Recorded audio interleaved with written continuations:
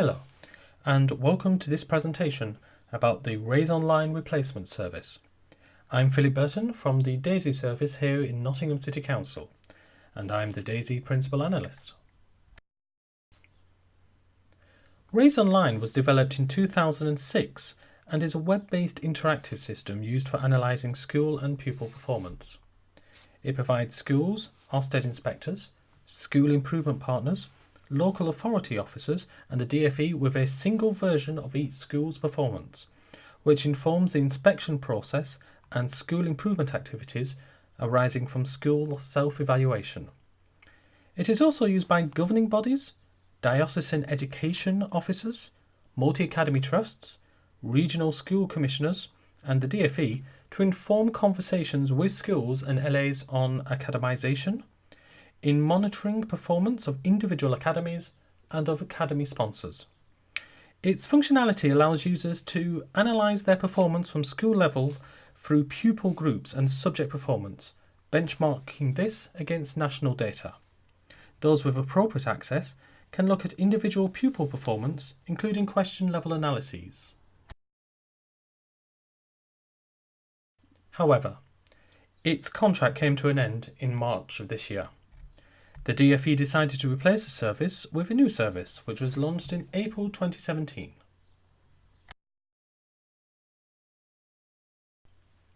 It is called the Analyse School Performance Service, or ASP for short. It's a slightly cut down version of RAISEonline, but not as cut down as you may have been fearing. It is currently in the private beta stage, meaning that it's not completely finished, and there will be further updates in July of 2017. Now, access is granted through secure access, in line with other Department for Education services. Users of the replacement service will be able to use it at no cost. It aims to provide a more intuitive service to schools. If you do not have secure access credentials, then you will need to obtain them through your secure access approver. They can do this using the Secure Access Approver Role Guide, which can be found at the gov.uk website. If you do not know who that person is, then please ask your business manager or whoever sends census data to the DfE. If you do need help, then please contact the Secure Access Help Desk at sa.education.gov.uk/UI/help. If you are a new school, LA, MAT, or a diocese SA user, then approvals will need to grant user access to the ASP. Once you are logged in, you will be taken to the front page. This is an example for primary school. It is aimed to be more sector focused and provides rich data tables combined with simple navigation and interaction. One of the DfE's key priorities is to release the data earlier than in the RAISEonline service. Now, if you click on the Show School Details hyperlink, you will find very limited information about your school. There will be things like numbers on roll and headmaster. You won't find the SEN reports, basic characteristics, or prior Key Stage 1 attainment analysis. However, contextual information should be available later this year in time for the 2017 data. The analysis, as you can see, is contained in 5 tabs on the left-hand side. For primary schools, they are Key Stage 2, Key Stage 2 Disadvantaged, Key Stage 1 and Phonics, Early Years, and the list of reports. Let's go down each of those tabs in order, starting with Key Stage 2.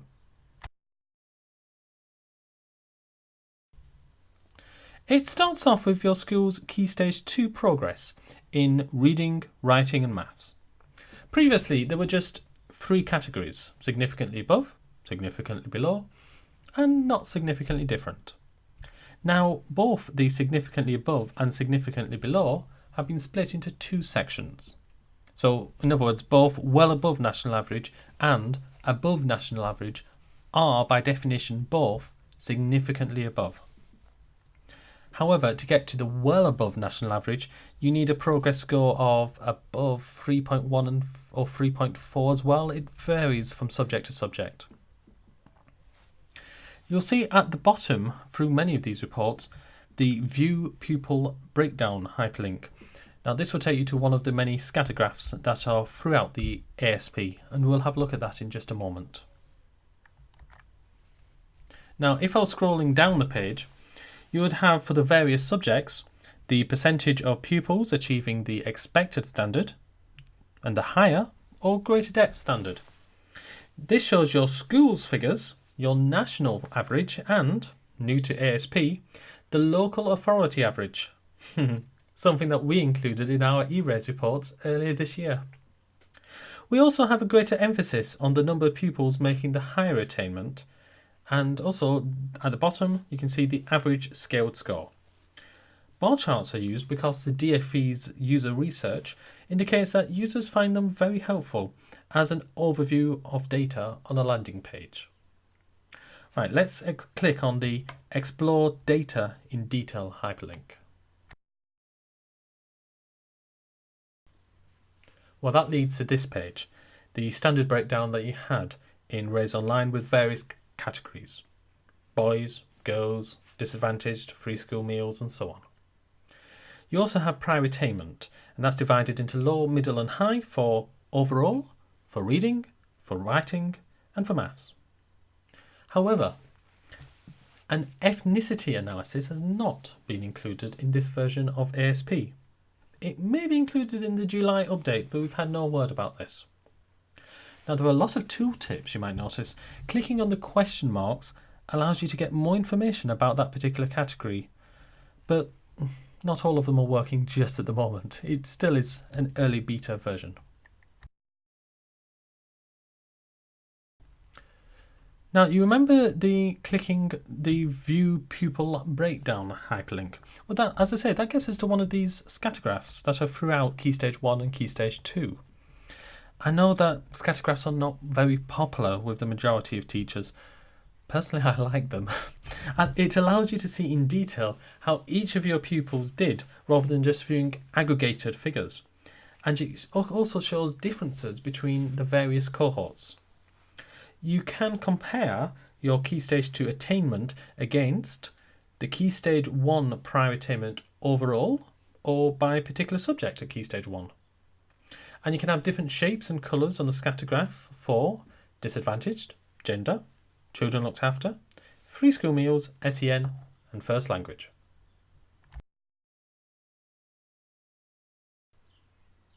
Right, going down those 5 tabs on the left hand side, the second tab, Key Stage 2 Disadvantage, shows similar screens, including the average progress made by subject by prior attainment, as you can see there.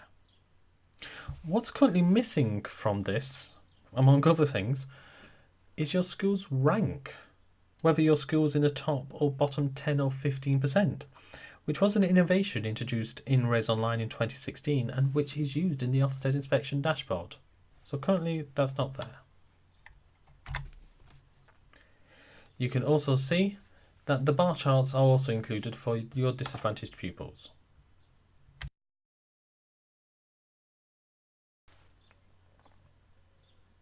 The third tab is all about Key Stage 1, including phonics. There is currently minimal analysis in this section. It concentrates on attainment at the expected standard and greater depth. So what's missing, for instance, includes the percentage attaining these standards based on the prior attainment at early years. You know, pupils getting emerging, expected, or exceeding at literacy, for example. This was an innovation introduced into RAISEonline and the Ofsted inspection dashboard this year. So why is it missing? Well, we've been told that headline measures only will be included for Key Stage 1 as part of the first release. So maybe it will be included later this year.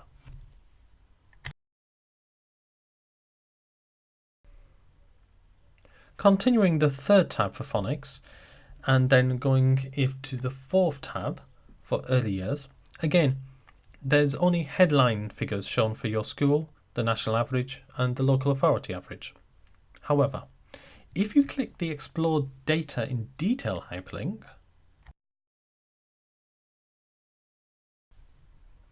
you will see, for phonics, the same information which has been included in RAISEonline this year. and that includes the average marks columns, which was introduced for the first time in RAISEonline this year.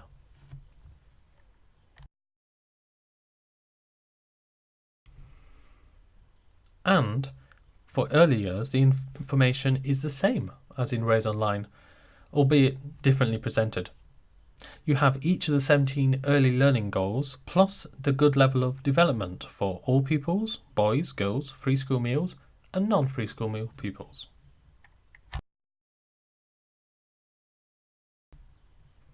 In the fifth tab, List of Reports, we have 5 subsections. The first contains your Ofsted inspection dashboard. Now note, this is currently the unvalidated version. And you should note that you can currently download the validated version from RAISEonline.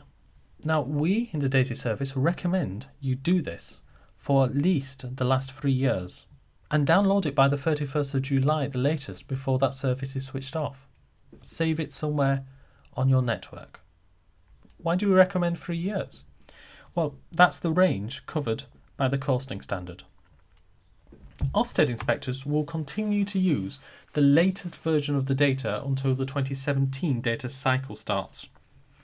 This will include the 2016 validated inspection dashboard and the RAISEonline summary reports. Inspection dashboards for up to 3 years will be available through the new service, and archived summary reports for the same period will be available upon request. The second subsection is the School Performance Summary, which contains a series of reports on one very long screen. This may form the basis for the replacement of the RAISEonline summary report. This includes a version of the scatter graphs we were looking at earlier, and all of the reports on one screen. So what's missing? You might notice things missing like science and GPS or SPAG. Now this list also mentions a glossary for Key Stage 1 and Key Stage 2, but they've not actually been included in the beta version.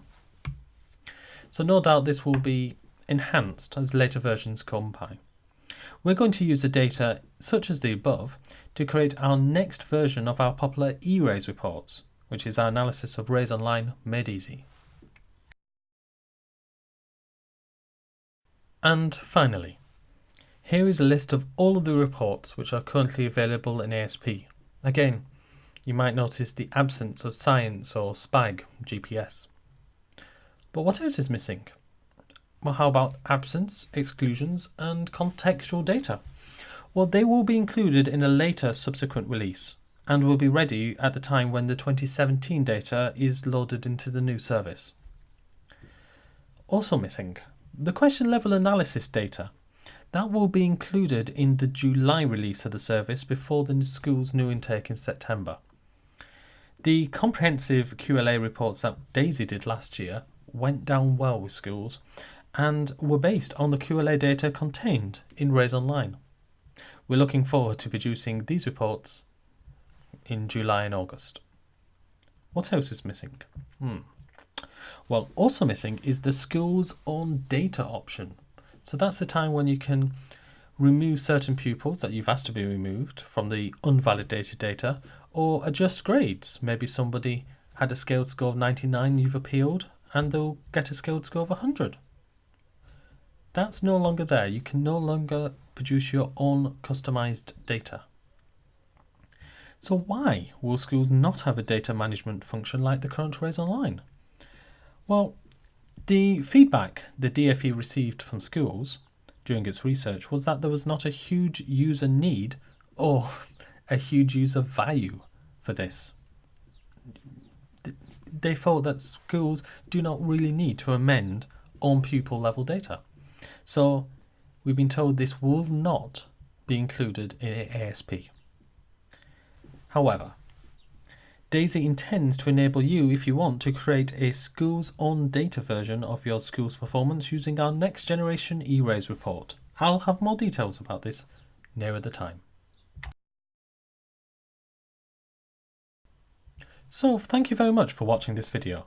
As I say, ASP is still a beta product and the DFE wants your comments on the ASP. So what are your comments? Why not let us know in the comments field underneath this video? We also want to know, would additional training videos such as this be helpful to your school? Please let us know.